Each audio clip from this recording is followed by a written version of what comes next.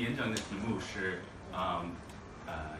语音和谐在道普话里面的语音和谐。我现在就开始用英语来讲。Yeah, good morning. Thank you for coming. Really feel honored to be able to give this presentation with my colleague Guangzhou Kim on vowel harmony and Stau. First of all, briefly, Stau is a language spoken by about 25,000 or so speakers in western Sichuan province, primarily in Daofu County, that's Daofu Xian, or Dao Dong, in western Sichuan province in the Guangzhou prefecture. You can see that in the pink, reddish pink, or pinkish red coloring on the map there. It's a Jaronic language, and our main consultant is pictured here. Tseran Somo. She's 38 years old, grew up in Daofu. We've also worked with a number of other consultants, but she's been our primary source for the data. We have about 3,500 lexemes and in our database, and many stories as well, and other texts that we've collected. This is actually the first full-length paper on a vowel harmony system in a Jaronic language. Now, of course, it's been mentioned in many other papers, not in Stau. Actually, nothing's been talked about in Stau for vowel harmony, but no full-length paper has actually been given, so this is the first one for that. The consonant inventory of Stau is very typical of a Jaronic language. We have 45 phonemic consonants, well, 44 that we can be pretty sure of, and that F there mostly occurs in loan words from Chinese, and also as an allophone of B. 6 places of articulation. We have 8 vowels in Stau. As you can see on the chart here, we have color-coded vowels that we have found some sort of similarity in terms of correlative distance with the F1 and F2 plotting. So we have in the bottom there with the red vowels A and A, up in the right-hand corner with the yellow color-coded U and O. We have with the green A and E, and the blue E and Now, of course, the distance between E and is a lot farther, but you can still note the positioning is very systematic throughout. So this was one of the motivations for investigating vowel harmony in the language. I'll give a brief overview of what the paper will look like. I'm going to be giving examples of vowel harmony with lexicalized forms and across morpheme boundaries. And my colleague Guangzhou will talk about blocking that occurs. He'll also give some conclusions and implications of our study. So examples of vowel harmony. I already talked about 4 vowel pairs. Now they exhibit regressive vowel harmony. Regressive vowel harmony, of course, is where the first syllable, the vowel in the first syllable, is doing long distance assimilation with the vowel in the second syllable. So we see this as being exhibited through raising and fronting with consonant E becoming E, consonant E, etc. as you look across those vowels, and lowering and backing with E consonant becoming consonant and etc. So this happens in lexicalized forms. So other than exceptions that can be explained by factors that block vowel harmony, as accounted for by the blocking mechanisms that my colleague will talk about, there really aren't any examples of E consonant consonant E, and so on. However, there's many examples of E consonant E, consonant and so on. And I'll show you some of those. One example is with consonant E becoming E consonant E. Now, what's interesting is that consonant E and E consonant E are also in free variation, and they're more likely to harmonize in rapid speech. An example of this is the word for look, kan, which you would say skipki, maybe in a very slow elicited speech, but in rapid speech becomes skiki. And you can look at those other examples. Consonant is also exhibited in these examples. A consonant A, consonant A consonant A, consonant A, U consonant U, O consonant O. Now, what's interesting is in compounding, you have words like the word for full is actually a compound of really what's historically coming from the word for horse, or yi, which is a free morpheme and consonant morpheme in Stau, becoming re, as you can see in those other compounds for mare, bridle, horse dung, etc. So we can suppose that really the morpheme has become re, and with in compounding with gui, which we don't know what gui actually means, it becomes re gui. This also happens with the word for warm, seke, coming from kse, and sekre, which comes from kse. This you can see this with bu morpheme as well. Buga for tonight, BV this year, dr, druga the night before last, GV. Sorry, the year, it should be the year before last. I'm sorry, that's a typo there. And GV. Druga is the night before last, that's correct, and GV the year before last. Okay, it also happens across morpheme boundaries, so the diminutive suffix, you don't typically see it, but there are some examples of this here. The genitive suffix, I'm sorry, I'm going to go through this rather quickly. You'll be able to look this up, or I can send you this presentation if you'd like to look it over more in more detail. But I'll get to what's a little bit more interesting. Ge, the topicalizer, we also have some harmony that's exhibited there. But with the adjectival prefix, or Guillaume Jacques thinks this is actually eclitic. In any case, you have ge, what's underlyingly or typically ge becomes ge with consonant a. You have ge with consonant e. You have ga, like in intelligent, ga cha, and ga with the word for good, ga ja, or ga ja, for good and comfortable, respectively. You also have, this is just an example of how ge is in other environments, just realized as ge. Negation also exhibits vowel harmony, with ma becoming ma ga, ma va for no problem, ma ga meaning did not like.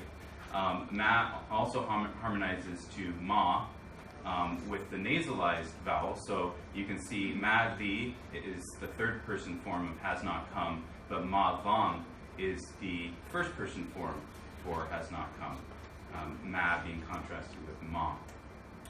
We also see this with directional prefixes, very rarely though. What's very interesting though is the prohibitive marker will trigger vowel harmony with our directional prefixes. Now, Stau has 5 directional prefixes, de, ne, re, ge, and le. Le does not demonstrate this, and my colleague will explain why that is. And what happens is that de becomes d. Now, de is kind of a universal direction, or it also marks tam, usually perfective.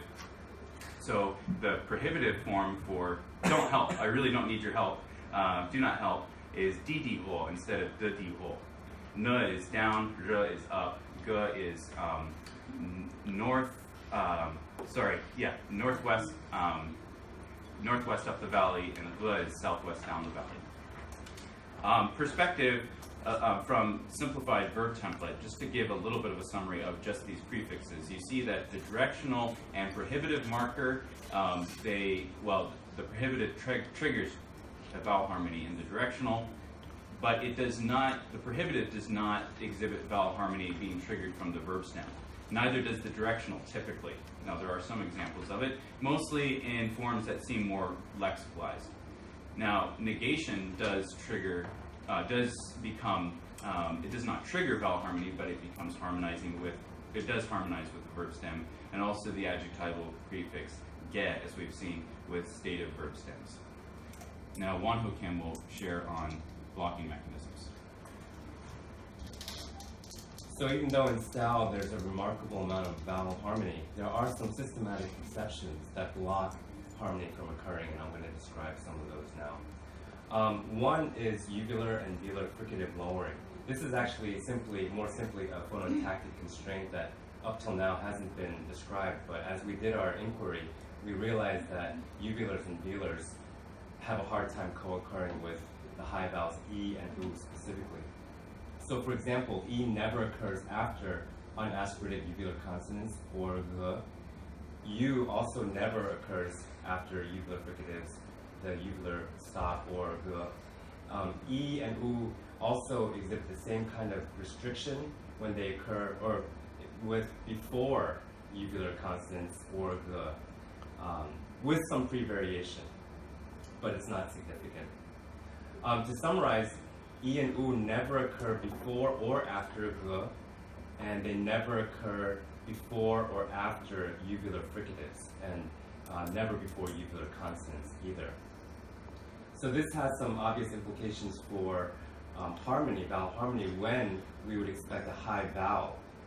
So for example, with sk-di, sound of eating, we would expect with vowel harmony ski-di, but instead that first vowel gets lowered to and we see several other examples of that.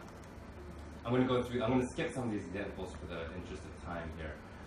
With velars, we see in reduplication, we do see harmony, so ri-gra would often be pronounced yiri-gra, especially in rapid speech. But even in fast speech, it never gets raised to yiri-gra, it's always ri-gra. And we propose that that's because the velar fricative lowers the vowel to And in general, even when we don't expect harmony, for example with noon, we see sni-hi. Sni is underlined is for day. We would expect sni-hi, but instead it gets lowered to sni-hi. So we actually propose that this constraint is a general process in the language, not simply affecting harmony. We also see, particularly when we would expect to be raised to e, that when there's a consonant cluster that occurs in the middle of a word or an affricate, we actually never observe vowel harmony in this situation. It's always the combination e, and you can see many examples listed there. And the interesting thing to note is that it's always this combination e that's produced by this situation. We never have e and this never occurs with other vowels. So or a is not affected by consonant clusters.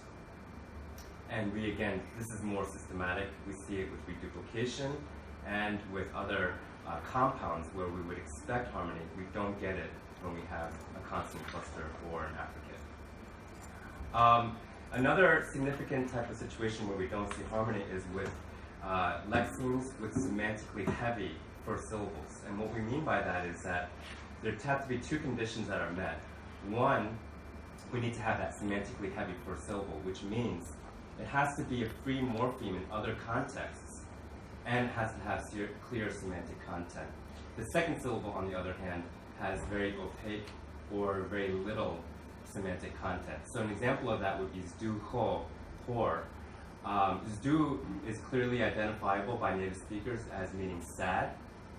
And here we would expect harmony to produce zdoho, especially with the uvular fricative there too, actually. But we don't ever get that form. It's always duho, and we propose that it's because we have that semantically heavy first syllable that can also be a free morpheme in other contexts. And the second syllable is we don't have any clear identifiable semantic content. To just clarify with, as an example with my colleague, he raised the example of rei gui, full. Now, we might expect that this might be a semantically heavy first syllable because rei is clearly identified as horse, but rei is not a free morpheme. It's not a synchronically free morpheme, and so we propose that that's the reason why harmony does not occur. Or harmony does occur, and the blocking mechanism does not occur in this example. With predicate compounds, we see that with negation occurring in the middle of this separable morpheme, that harmony does not occur where we might expect it to. Just to get to, we have borrowings from Tibetan and from Chinese that don't exhibit harmony as well. To wrap up, one kind of summarizing principle of our study is that vowel harmony correlates with greater lexicalization. If an affix exhibits vowel harmony, it shows that it is being incorporated into a word. If an affix resists vowel harmony, it demonstrates that it is grammaticalized. And factors that kind of influence this are that distance from the root is also an important factor. If we are close to the root, then we have more harmony, more likely that there's harmony. If it's farther from the root, we have less harmony. And also lexical semantic independence correlates with resisting vowel harmony. We do welcome your feedback, and this presentation is already on academia.edu. So if you would like to download the presentation, you can do so at that address.